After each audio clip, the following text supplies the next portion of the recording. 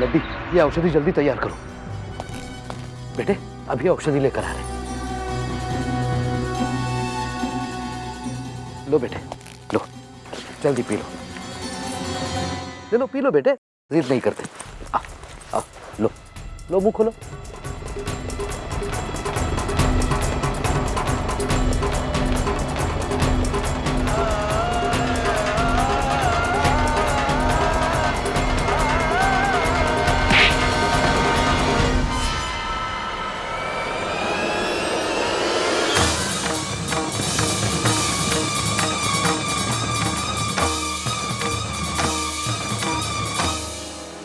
अंग्रेजी औषधि दे रहे? नहीं मनु, ये अंग्रेजी औषधि नहीं है। ये शीशी अंग्रेजी है, उसमें औषधि तो वैद्य जी की औषधि हमारे कक्ष में रखी है बाबा जी। ये फिरंगी औषधि ही है। हमने कभी सोचा भी नहीं था कि आप अपने सिद्धांतों के साथ समझौता करेंगे। हमारे महाराज ने मृत्यु को गले लगाना स्वीकार किया, परंतु इन फिरंगी औषधि का उपयोग नहीं किया। और आप हमारे पीठ के पीछे हमारी दृष्टि से छुपकर हमारे बच्चे को फिरंगी औषधि दे रहे हैं। तो क्या करता मैं? दामोदर की अवस्था मुझसे देखी नहीं जाती। मैं नाना हूं उसका। तो हम उसकी मां हैं।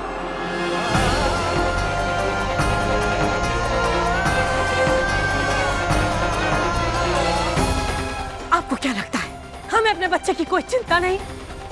अरे एक माँ को अपने बच्चे की सबसे अधिक चिंता होती है बाबा। और वो जिसकी बेटी का ये बेटा है, उसका कोई अधिकार नहीं है? क्षमा कीजिएगा बाबा, परंतु यदि ये औषधि हमारे बच्चे के लिए अमृत का काम भी करे तो भी हम इसका उपयोग नहीं करेंगे।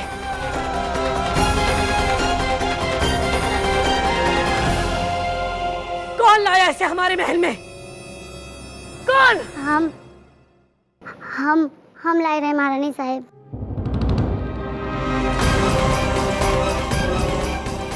हमसे युवराज की हालत देखी नहीं गई रही। तुम क्यों लाई तुम इसे यहाँ? हो गया मनु, किसी से कोई स्पष्टीकरण लेने की आवश्यकता नहीं है। यह औषधि लेने के लिए लड्डी को मैंने भेजा था, मैंने।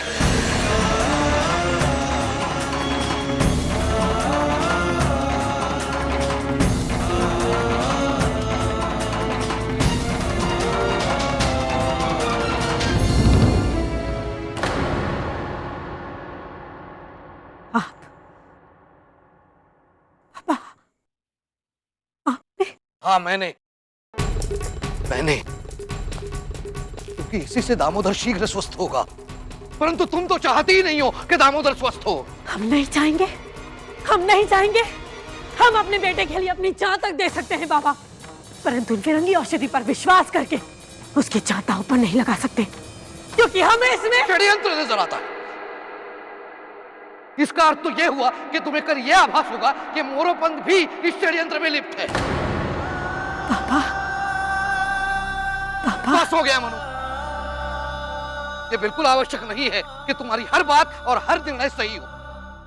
मैं तुम्हारी एक नहीं सुनने वाला। मैं झांसी के युवराज को इस हालत में नहीं देख सकता। लड्डी और औषधि लेकर आओ। लड्डी नहीं जाएगी।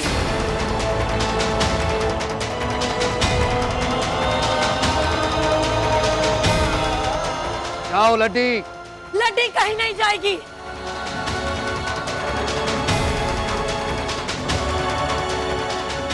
ठीक है, रुक जाइए बाबा, बस बहुत हो गया। हमारी अनुमति के बिना दामोदर को कोई कुछ नहीं देगा, आप भी नहीं, क्योंकि हम उसकी मां हैं और ये हम तय करेंगे कि दामोदर को कौन सी औषधि कब देनी है, और कोई नहीं।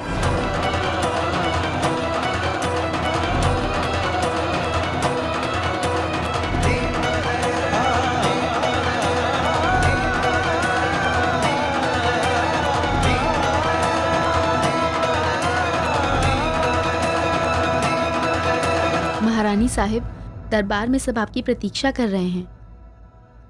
सब आ गए? जी।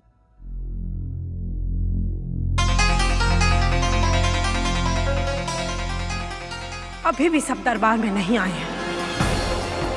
महारानी लक्ष्मीबाई ने दरबार में सबको उपस्थित रहने का आदेश दिया है।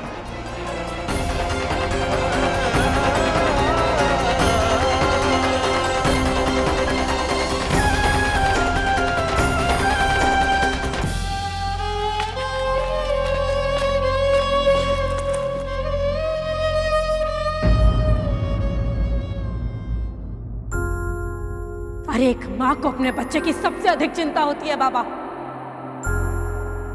बाबा, मैं आपको सदैव दुखी करती हूँ ना। मैं जानती हूँ आप मुझसे नाराज क्यों हैं। कोई कन्या अपने पिता के साथ जीवन भर नहीं रह सकती। लेकिन आप सदा अपनी मन्नू के साथ रहेंगे।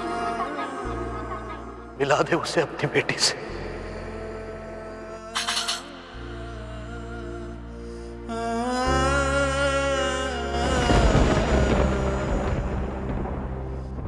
आपने मुझे जो कुछ भी दिया उसके सामने धन कुछ भी नहीं है।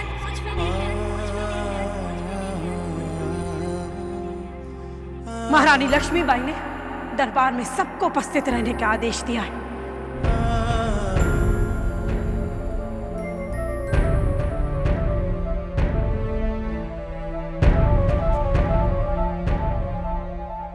माननीय मंत्री महोदय, झांसी दरबार आपकी प्रतीक्षा कर रहा है। मैं नाना हूं उसका। हम उसकी माँ हैं। हमारी दृष्टि से छुपकर हमारे बच्चे को फिरंगी औषधि दे रहे हैं। अरे एक माँ को अपने बच्चे की सबसे अधिक चिंता होती है बाबा। नहीं बाबा, मैं आपको कहीं छोड़कर नहीं जाऊंगी।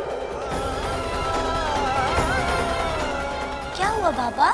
कुछ नहीं बेटे। तो फिर आप सोए नहीं? बाबा,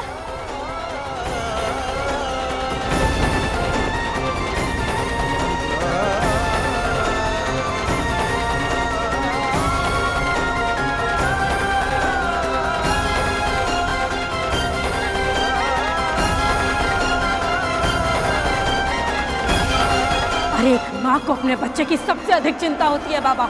इसकी कभी कल्पना भी नहीं की थी मैंने।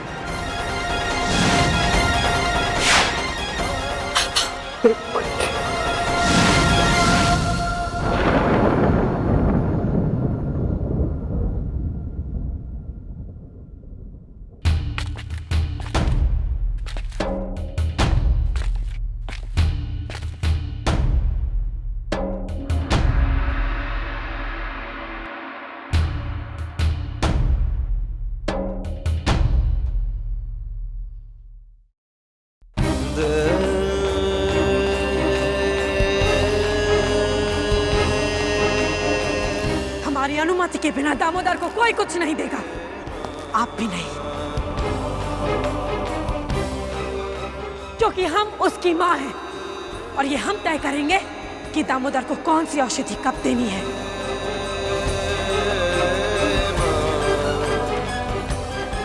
और कोई नहीं। महारानी लक्ष्मीबाई ने दरबार में सबको उपस्थित रहने का आदेश दिया है। माननीय मंत्री महोदय, झांसी दरबार आपकी प्रतीक्षा कर रहा है।